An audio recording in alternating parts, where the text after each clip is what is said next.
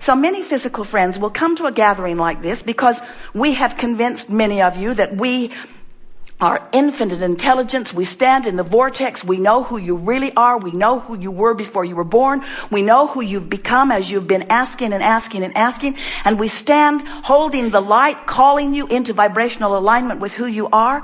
And what so many physical friends are doing is they'll say, okay, I'll play this silly game. I'll learn about the vortex and I'll practice vibrational frequencies and I'll pay attention to my emotions so that my manifestations will please me. And we want to say to you, if you could just let go of doing it for the manifestation, and instead you could do it for the joy of being in the vortex, you'll be joyful every day forevermore.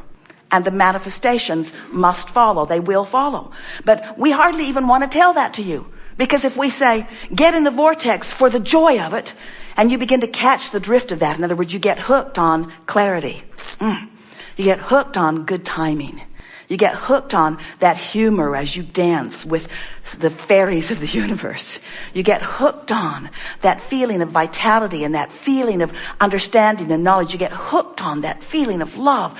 You get hooked on that feeling of passion for life. You get so hooked on that the physical stuff really takes a back seat.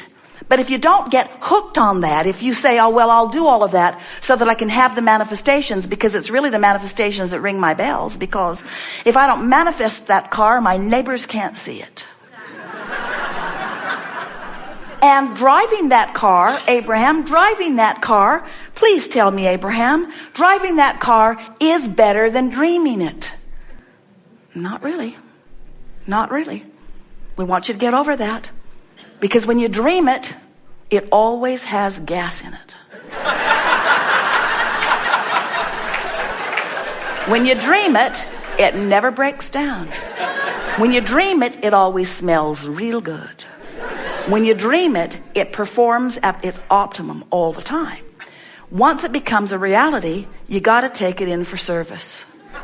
Now, think about that. That's really the point that we're making. And we want you to take your car into service. We're not trying to get you, we're not trying to get you to come to the vortex with us, because if you did that, you'd all have to croak today. And that isn't what we're talking about. We're not trying to get you to permanently come to the vortex. What we are wanting you to understand is that it's sweet feeling life in this real-time vortex.